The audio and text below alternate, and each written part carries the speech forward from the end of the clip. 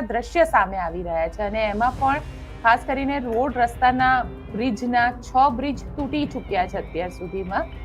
આને લઈને શું કહેશો? કારણ કે ક્યાંક એક ભ્રષ્ટાચારનો આરોપ પણ સરકાર ઉપર જબરજસ્ત રીતે લાગી રહ્યો છે. જે સરકાર છે અને સરકારમાં જે બની બેઠેલા આપણા સેવકો એમએલએ એમપી જેને કહી શકાય એ ભ્રષ્ટાચારીઓ છે. છોટાઉદેપુરમાં ઘણા બધા લોકો એવું કહી રહ્યા છે કે રેતીના ડમ્પરો ચાલે છે અને બ્રિજ તૂટી જાય છે. પણ એ ઓવરલોડમાં ચાલવા કોણ દે છે? તલાટીઓ અને મામલતદારો પૈસા ખાઈને ચાલવા દે છે, તો સરકારને ક્યાં ખબર નથી? લોકોની સલામતી હારે ખિલવાડ કરવા સિવાય સરકારમાં બની બેઠેલા જે ભ્રષ્ટાચારીઓ છે ને કઈ નથી કરતા ગોપીબેન. તો મને તો એ નથી સમજાતું કે પ્રધાનમંત્રી દેશ સંભાળશે, ગુજરાત રાજ્ય સંભાળશે. જેમને ગુજરાત રાજ્યની આપણે જવાબદારી સોંપી છે એ કઈ કરી નથી શકતા. ક્યારેક એવું લાગે આપણને. નમસ્કાર, હું છું ગોપી ગાંગર. આપ જોઈ રહ્યા છો નિર્ભય ન્યૂઝ. અત્યારે વરસાદે ક્યાંક પૂરની પરિસ્થિતિ સર્જી દીધી છે, તો કોઈક જગ્યાએ અત્યારે સ્થિતિ એવી છે કે આખા ને આખા રોડ નીકળી ગયા છે. પરિસ્થિતિ એવી થઈ રહી છે કે આરોપ લાગી રહ્યા છે કે તંત્રનો જે ભ્રષ્ટાચાર છે તે હવે ખુલીને સામે આવી રહ્યો છે. આપણી સાથે આ જ વિષય પર વાતચીત કરવા માટે મેહુલ બોગરા જોડાઈ ગયા છે, એડવોકેટ. મેહુલભાઈ, શું કહેશો? જે રીતના દ્રશ્ય સામે આવી રહ્યા છે અને એમાં પણ ખાસ કરીને રોડ રસ્તાના બ્રિજના 6 બ્રિજ તૂટી ચૂક્યા છે અત્યાર સુધીમાં. આને લઈને શું કહેશો? કારણ કે ક્યાંક એક ભ્રષ્ટાચારનો આરોપ પણ સરકાર ઉપર જબરજસ્ત રીતે લાગી રહ્યો છે. ગોપીબેન, એક તો આરોપ નથી, એ હકીકત છે કે જે સરકાર છે અને સરકારમાં જે બની બેઠેલા આપણા સેવકો એમએલએ એમપી જેને કહી શકાય એ ભ્રષ્ટાચારીઓ છે. અને એ જગ જાહેર વસ્તુઓ છે કે જ્યારે પણ રોડ રસ્તાના ટેન્ડરો પાસ થાય એટલે આ જે ચોરો છે એમના દલાલો પહોંચી જાય અને ટેન્ડરની જે પણ રકમ હોય એમાં 2-3% કમિશન એ લોકોને લેવાના હોય અને ખાવાના હોય. That is final. હવે ટેન્ડરોમાંથી એ લોકો પણ પૈસા ખાય છે, ટેન્ડરોમાંથી અધિકારીઓ પણ પૈસા ખાય છે અને પછી રોડ રસ્તાઓની આવી હાલત થઈ જાય છે. હજુ મેં 1 કલાક પહેલા એક સ્ટેચ્યુ ઓફ યુનિટીનો હાઈવે જોયો છે. જેમ તલસાકડીની પ્લેટમાંથી આપણે 4-5 ઢીફલીઓ લઈ લઈએ અને પછી કેમ વિખરાયેલી પડી હોય એ રીતે આખા હાઈવે વિખરાયેલા પડ્યા છે. તો કોઈ ના કોઈ જગ્યાએ એવું લાગે કે આઝાદીના હમણાં આપણે 77 વર્ષ પૂર્ણ કર્યા, પણ આઝાદીના 77 વર્ષ પછી પણ આપણા પ્રશ્નો કેવા હોવા જોઈએ કે સ્ટાન્ડર્ડ ઓફ લાઈફ શું છે, આપણે કેવી લાઈફ જીવી રહ્યા છીએ, એ પ્રશ્નો હોવાને બદલે આજ પણ આપણે જે પાયાની બેઝિક જરૂરિયાતો છે જેમ કે રોડ, રસ્તા, પાણી, વીજળી, આરોગ્ય, શિક્ષણ, આ બધી બાબતોની ડિબેટમાંથી પણ ઊંચા આવ્યા નથી. મને એક પુલ, આપણો ગોલ્ડન બ્રિજ છે ભરૂચમાં, ગોપીબેન, 1881માં અંગ્રેજોએ બનાવ્યો હતો. આજે એના 143 વર્ષ પૂર્ણ થયા છે. 143 વર્ષ બાદ પણ એ ગોલ્ડન બ્રિજ અડીખમ ઉભો છે, જે અંગ્રેજોએ બનાવ્યો હતો. આપણા પુલ 5-7 વર્ષમાં ધ્વસ્ત થઈ જાય છે, આપણે જે સિવિલ એન્જિનિયરો બનાવે છે. તો મને તો ક્યારેક એ નથી સમજાતું કે અંગ્રેજો ભારત દેશમાંથી ગયા એનો ફાયદો છે કે ગેરફાયદો છે. કારણ કે અંગ્રેજો હતા ત્યારે સૌથી પહેલા રેલવે ચાલુ થઈ, અંગ્રેજો હતા ત્યારે બ્રિજ બન્યા, અંગ્રેજો હોત તો આપણી પાસે બ્રિટિશ પાસપોર્ટ હોત. અંગ્રેજોને ભગાવવાનું મુખ્ય કારણ એ નહોતું કે અંગ્રેજો છે એ આપણને કોઈ સુવિધાઓ નહોતા આપતા. મુખ્ય કારણ એ હતું કે આપણને ગુલામ બનાવીને રાખ્યા હતા અને આપણે એનાથી આઝાદ થવું હતું. તો આઝાદી તો મળી ગઈ છે, પણ અત્યારે કોઈની કોઈ જગ્યાએ છે ને આ જે બની બેઠાલા ભ્રષ્ટાચારીઓ છે ને એ આપણને કોઈની કોઈ જગ્યાએ ગુલામ બનાવી રહ્યા છે. ગોપીભાઈ, આપ કહી રહ્યા છો કે ગુલામ બનાવી રહ્યા છે, પરંતુ પરિસ્થિતિ ક્યાંક આમ જોવા જઈએ તો, કારણ કે સરકારમાંથી લોકો એવું કહી રહ્યા છે કે વરસાદ જ એટલો બધો હતો કે પુલની પરિસ્થિતિ આવી થઈ અને છોટાઉદેપુરનો એક પુલ તૂટી ગયો. ઘણા બધા લોકોનું એવું કહેવું છે કે રેતીના ડમ્પરો ચાલે છે અને તેના લીધે બ્રિજ તૂટી જાય છે.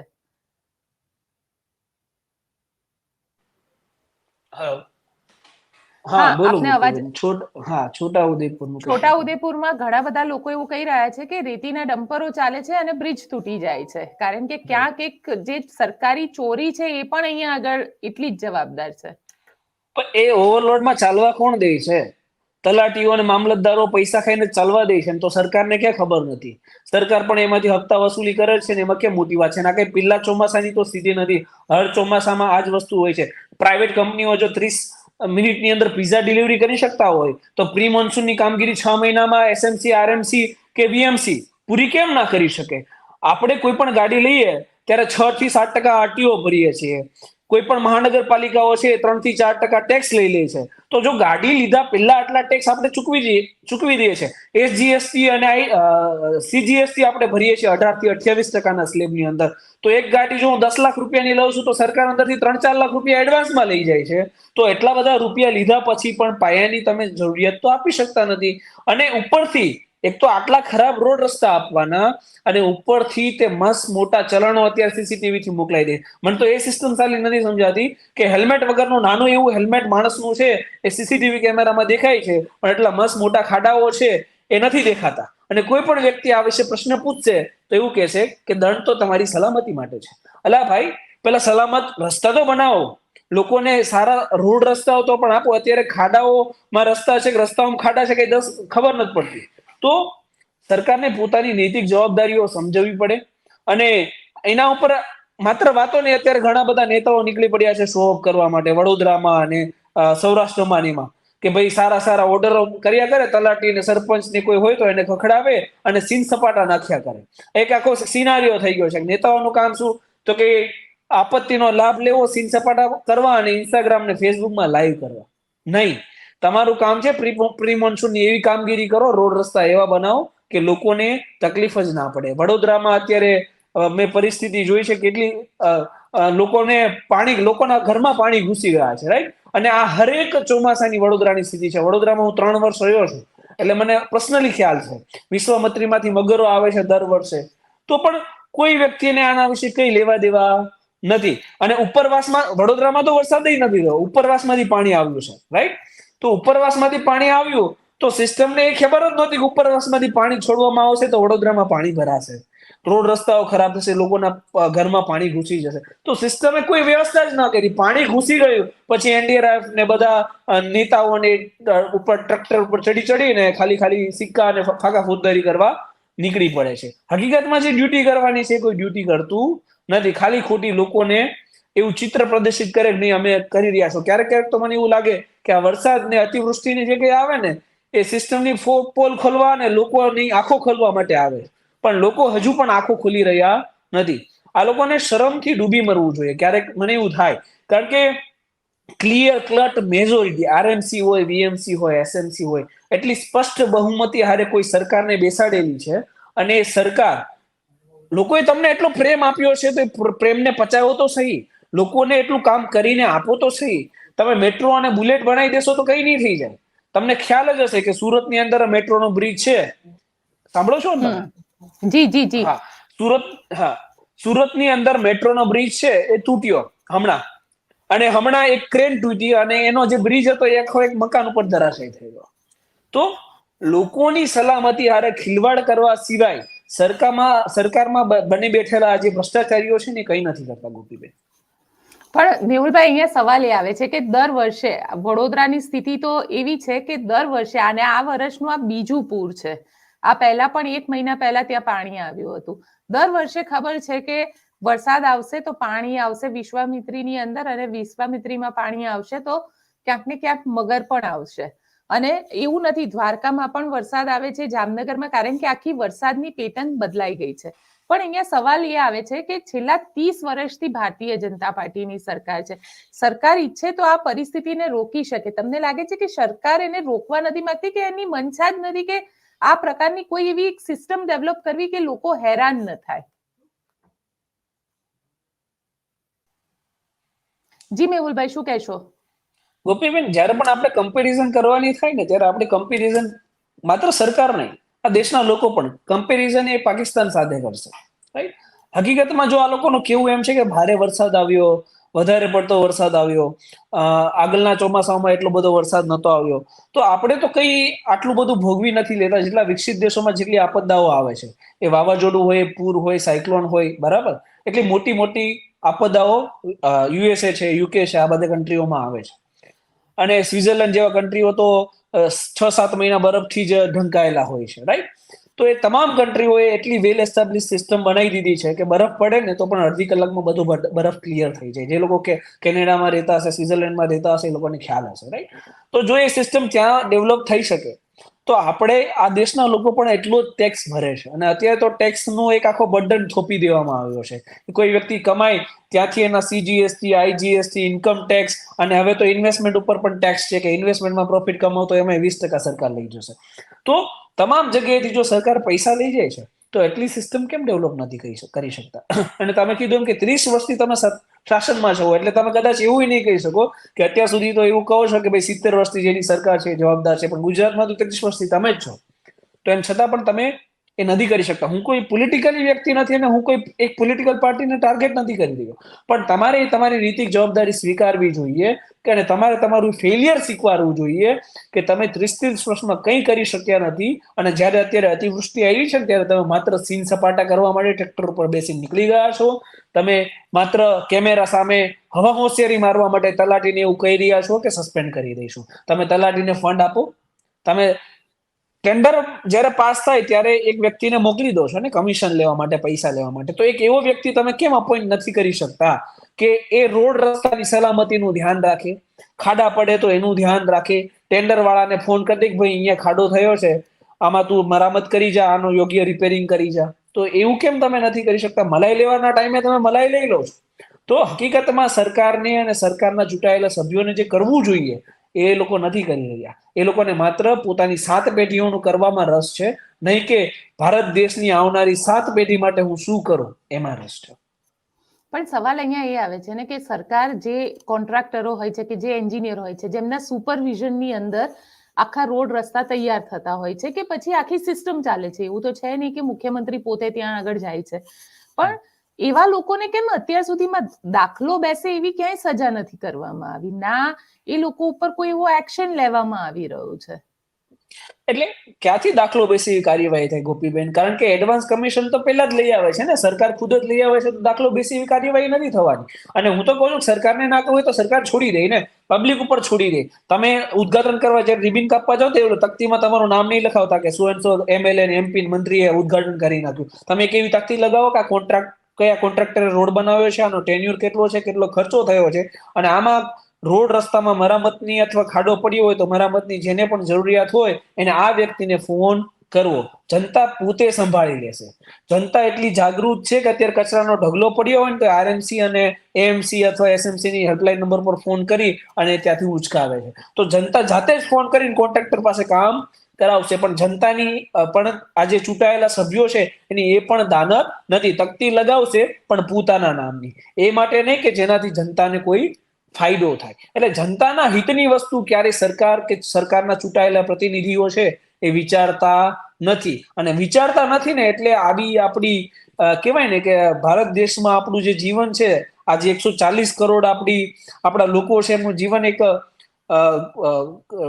કીડા મકોડા જેવું તુચ્છ જીવન આપણે જીવીએ છીએ કે આપણા જીવનની કોઈ કિંમત નથી. અહીંયા રોડ અકસ્માતમાં અથવા ખાડાઓના લીધે બેરીગેટ્સ એમનો રસ્તા ઉપર છૂટા રખડતા હોય, એના લીધે કોઈ અકસ્માત થાય ને કોઈ મૃત્યુ થાય તો સરકારને કંઈ લેવા દેવા નથી. એટલી મોટી રકમો દંડના નામે ભેગી કરે છે.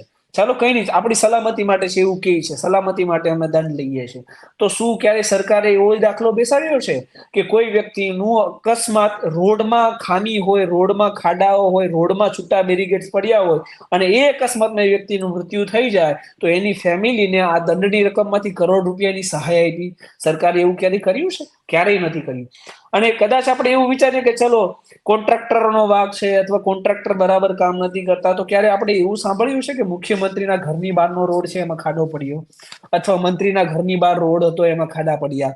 એના ફર્સ્ટ ક્લાસ RCC એકદમ સપાટ રોડ હોય છે, એકદમ અવર જવર સરસ રીતે થઈ શકે એવા, બરાબર? કોઈ દિવસ સાંભળ્યું કે મુખ્યમંત્રી ઘરની અંદર પાણી ભરાઈ ગયું? નહીં. જો ત્યાં બધી કામગીરી થઈ શકે છે તો જો એક ટેક્સ પેયર છે એના ઘરની બહાર કેમ કામગીરી ના થઈ શકે? આ જ એક મુખ્ય પ્રશ્ન છે. અને ના થાય અને ક્યારેય નહીં થાય જ્યાં સુધી જનતા પોતાની આંખો નહીં ઉઘાડે, જનતા જ્યાં સુધી નહીં વિચારે કે આપણે કોને ચૂંટીએ છીએ. અને આની આ પોલમપોલ ત્યાં સુધી ચાલુ રહેશે જ્યાં સુધી જનતા જાગૃત થઈને વોટ નાખતી નહીં થાય. ગોપીબેન, તમે કહી રહ્યા છો કે જનતા જાગૃત નહીં થાય ત્યાં સુધી આની જ પોલમપોલ રહેશે, પરંતુ સવાલ એ છે ને કે જનતા જ્યારે પોતાના ઉપર આપત્તિ આવે ત્યારે જનતા વિચારે કે ઓ આવું થયું છે, પછી જનતાની મેમરી બહુ શોર્ટ છે, એ લોકો ભૂલી જાય છે. રાઈટ. હા, બધી ઘટનાઓ પણ ભૂલી ગઈ છે, બધા અકસ્માતો ભૂલી ગયા છે, ટીઆરપી ગેમ ઝોન પણ અત્યારે લોકોને ભૂલાઈ ગયું હશે. અને રોડના જે ખાડાઓ છે એ મોન્સૂન જશે પછી એની થોડી ઘણી મરામત કરી નાખશે એટલે લોકો એ પણ ભૂલી જવાના છે. એટલે તકલીફ એ જ પડે છે ને કે લોકો ભૂલી જાય છે. લોકોને આ વસ્તુ યાદ રાખવી પડશે અને એનો વિરોધ નોંધાવવો પડશે. હમણાં તો વિરોધમાં પણ તકલીફ પડે છે.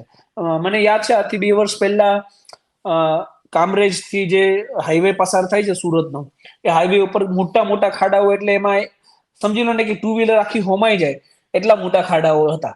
તો એ બાબતે સુરતના જે કરુણેશભાઈ કરીને છે એમણે વિરોધ ઉઠાવ્યો હતો.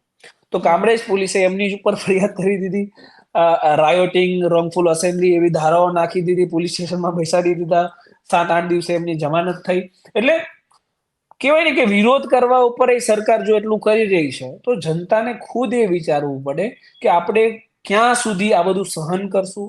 જો કોઈ વ્યક્તિ વિરોધ કરશે તો એને જેલમાં નાખી દેવાની આ જે સિસ્ટમ છે એને પણ સહન કરશું.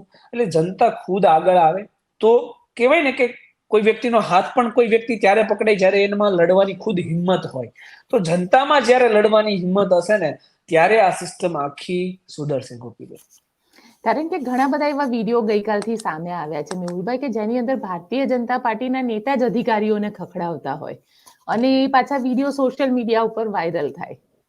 એટલે ક્યાંક એવું લાગી રહ્યું છે કે હવે એક બતાડવા, કારણ કે ટીઆરપી ગેમ ઝોન જે થયું એની અંદર પણ વાત એવી જ આવી કે નાની માછલીઓ ફસાઈ, મોટી માછલીનું નામ નથી આવ્યું.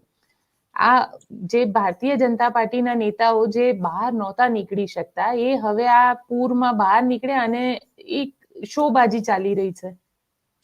ચોર ઓર ચોર ચચેરે ભાઈ, એ કહેવત છે, રાઈટ. એટલે અધિકારીઓ અને નેતા એ બંને ચચેરા ભાઈ હોય ભ્રષ્ટાચાર કરવાની અંદર, બરાબર. તો બંનેની ભાગ બટાઈ એક સાથે જ ચાલતી હોય ને બધાના વીક પોઈન્ટ ખબર હોય, દુખતી નસ પણ હાથમાં જ હોય છે આ લોકોને. તો આ ખાલી એક દેખાડો છે કે ભાઈ સસ્પેન્ડ કરી દઈશું, ઘરે બેસાડી દઈશું, આ કામગીરી કરી નાખ, પેલી કામગીરી કરી નાખ. પેલો બિચારો ચાલુ વરસાદમાં શું કામગીરી કરવાનો છે? તમારે જયારે કામગીરી કરવાની હતી ત્યારે વરસાદ નહોતો ત્યારે કરવાની હતી, તો ત્યારે તો તમે સીન સપાટા કરવા દેખાતા નથી, માત્ર ઇન્સ્ટાગ્રામની રીલો પોસ્ટ કરવા માટે, અને એ બી હસતા હસતા અને મોજ કરતા કરતા, જાણે આપણે કેમ ચોમાસામાં એક મોન્સૂનનું એક મસ્ત વેધર બન્યું હોય તો આપણે ફરવા નીકળ્યા હોય એમ ફરવા નીકળે છે. મેં વિડીયો જોયા છે આપણા સીન સપાટાના બધાના. તો એમને કોઈ હમદર્દી જનતા પ્રત્યે નથી, એમને ખાલી દેખાડો કરવો છે. કોઈના કોઈ જગ્યાએ એવું લાગે છે કે હવે એક જાગૃતતાનો સૂર ગુજરાતની અંદર પ્રગટ થયો છે. લોકો એટલીસ્ટ એક્ટિવ થઈ ગયા છે, લોકો એટલીસ્ટ બોલતા થઈ ગયા છે. આ ડિબેટ પણ આપણે એટલા માટે જ કરીએ છીએ કારણ કે આપણાથી હવે સહન નથી થતું, રાઈટ. તો લોકો બોલતા થઈ ગયા છે તો એમને એક દેખાડો કરવો એક અનિવાર્ય છે કે ભાઈ જો અમે નીકળ્યા છીએ, અમે ઠપકો આપીએ છીએ. પણ ઠપકો આપ્યા પછી શું કઈ કામગીરી થાય છે? આવા તો 1707 ઠપકાઓ અમે કેટલા બધા નેતાઓના જોયા છે, અને એના જ નેતાઓ પછી એ જ જેને ઠપકો આપ્યો હોય એની યારે બેસીને ચા પીતા હોય ને એ પણ અમે જોયું છે. એટલે અમે બધું જોઈએ છે. લોકો જ બિચારી ભોળી છે, જનતા ભોળી છે એટલે ભરમાઈ જાય છે. પણ હવે આમનો જે છે ને આ લાંબો સમય ટકવાનું નથી, લાંબો સમય ચાલવાનું નથી, કારણ કે લોકો હવે ધીરે ધીરે જાગૃત થઈ રહ્યા છે. અત્યારે આજે લોકો જાગૃત થઈ રહ્યા છે, પણ ખરેખર તમને એવું લાગે છે કે જનતાને આખા કેસની અંદર, કારણ કે વડોદરાનું ફ્લડ હોય તો આજવામાંથી જે રીતે પાણી છોડવામાં આવ્યું અને જે રીતે 2019 પછીનું સૌથી ભયંકર પૂર ગણાયું, અને જે વિસ્તારોમાં ક્યારેય પાણી નહોતું આવ્યું વડોદરાના ઇતિહાસમાં, એવા વિસ્તારમાં પણ પાણી આવી ગયું.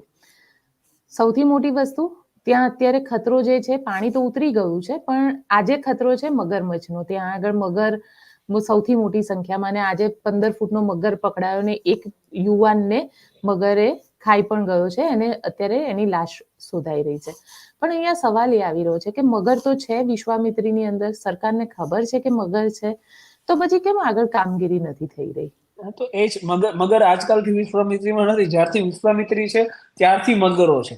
અને વરસાદ હરેક મોન્સૂનની સિઝનમાં મગરો બહાર આવે જ છે, અને વડોદરાની જનતા આનાથી વાકેફ છે, રાઈટ. પણ આ જે ચૂંટાયેલા સભ્યો છે ને એને એ બાબતે કોઈ ચિંતા જ નથી કરી. અને વડોદરાનો પબ્લિક એક તો શાંત છે, શાંત સ્વભાવનું, કારણ કે હું 3 વર્ષ ત્યાં રહ્યો એટલે મને ખ્યાલ છે. તો બીજી બધી મગજમારીઓમાં ક્યારેય પડતા નથી, અને એનો જ કોઈની કોઈ જગ્યાએ આ જે ચૂંટાયેલા પ્રતિનિધિઓ છે ને એ લાભ લઈ જાય છે. વડોદરા હોય કે ભરૂચ હોય, ત્યાંના ઘણા બધા ધારાસભ્યોને મેં જોયા છે કે ટિકિટ ના મળે તો પછી લડવા ઉપર ઉતરી જાય છે. જો અંગત સ્વાર્થ માટે એ લોકો લડી શકે છે, ખુદની પાર્ટી સાથે પણ લડી શકે છે, તો જનતાના હિત માટે કેમ નથી લડી શકતા? આ પણ પ્રશ્ન મને ઘણી વાર થાય. ટૂંકમાં જનતાનું હિત આ લોકોને ક્યારેય જોવું નથી, અને જોવું જ નથી એટલા માટે આ પ્રશ્નો ઉપસ્થિત થાય છે. અચ્છા, એક બીજો સવાલ એ પણ છે મેહુલભાઈ, કે સતત એવું કહી રહ્યા છે, આ ખુદ મુખ્યમંત્રી પણ ટ્વીટ કરે છે કે પ્રધાનમંત્રી નરેન્દ્ર મોદી અમારી સાથે સંપર્કમાં છે, અમે એમને દરેક વિષયની માહિતી આપી રહ્યા છીએ, એક એક વસ્તુ વાકેફ કરાવી રહ્યા છે. પરંતુ જ્યાં ગૃહ રાજ્ય આવે છે પ્રધાનમંત્રી નરેન્દ્ર મોદીનું, એ હતા ત્યારે પણ અહીંયા ફ્લડ આવતું હતું, ને પછી આનંદીબેન ગયા હતા ત્યારે બી ફ્લડ આવ્યું, વિજયભાઈ હતા ત્યારે બી ફ્લડ આવ્યું.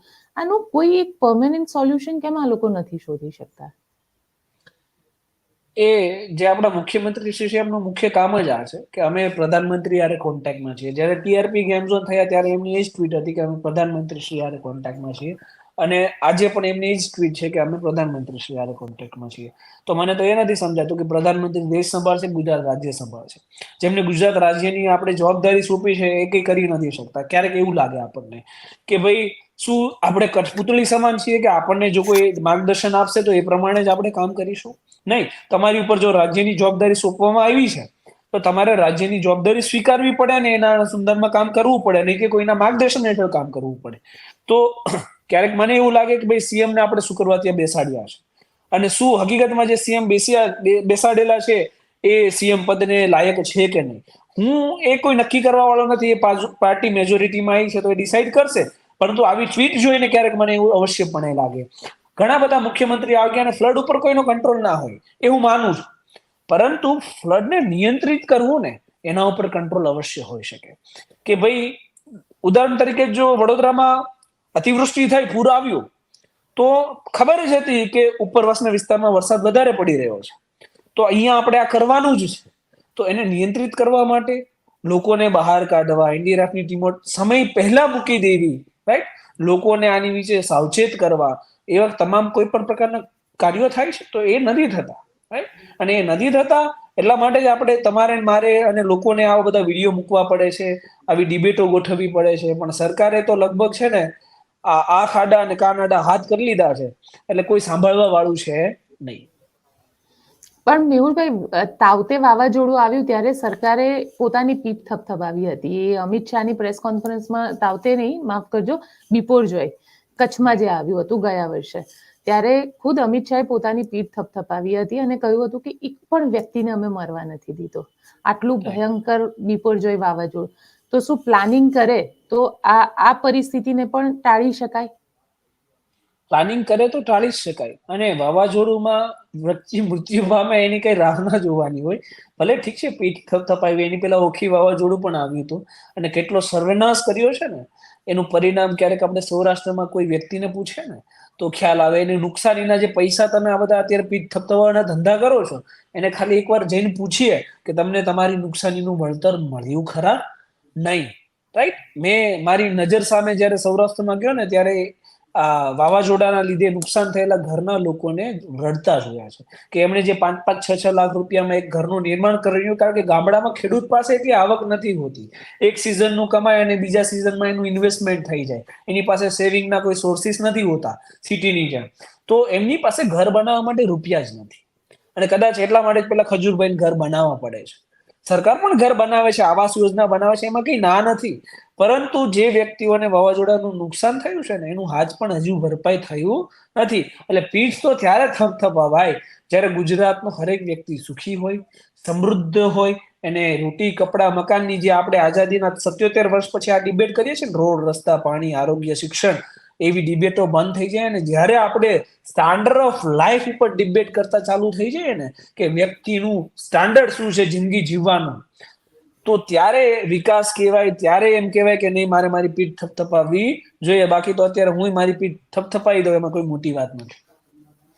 સાથે છેલ્લો સવાલ પૂછી લઉં તમને. કરોડો રૂપિયાના પેકેજ અનાઉન્સ થાય છે, સરકાર કરે પણ છે, અને સરકાર કહે છે કે 5,000 કરોડનું પેકેજ અનાઉન્સ કરી દીધું, 15,000 કરોડનું પેકેજ અનાઉન્સ કરી દીધું. પણ ઘણી બધી વખતે અમારા જેવા લોકોને સવાલ એ થતો હોય કે સાલું આ પેકેજ જાય છે ક્યાં? એ પેકેજ હવામાં છોડવામાં આવે છે ને હવામાંથી જ આપણે કેચ કરવાનું રહે, જે શક્ય નથી, રાઈટ. એટલે જાહેર જનતાને પેકેજ કોઈ દિવસ મળતું નથી, માત્ર હવામાં તરતું રહે છે. જેમ કે શબ્દો નીકળ્યા અને હવામાં રહી તો એ રીતે પેકેજ પણ હવામાં જ હોય છે. પેકેજ ક્યારેય લોકોને મળતા નથી, ચાહે પાક વીમાના પેકેજ હોય, એ વાવાઝોડાના પેકેજ હોય, ને હમણાં અતિવૃષ્ટિ થઈ છે એટલે ફરીવાર એકાદું પેકેજ તો આવશે જ. અને એ પેકેજ ક્યારેય લોકોને મળતા નથી. ખાલી અગેન અત્યારે કેમ શો ઓફ કરવા માટે નીકળી પડ્યા ટ્રેક્ટર ઉપર, એમ શો ઓફ કરવા માટે એ પેકેજ બહાર પાડવામાં આવે. બિલકુલ મેહુલભાઈ, આપ અમારી સાથે જોડાયા તેના માટે આપનો ખૂબ ખૂબ આભાર. ધન્યવાદ ગોપીભાઈ. આપ શું વિચારો છો મને કોમેન્ટ બોક્સમાં ચોક્કસથી લખીને જણાવજો, અને અમારી ચેનલ નિર્ભય ન્યૂઝને લાઇક, શેર અને સબસ્ક્રાઇબ કરવાનું ભૂલશો નહીં. આભાર.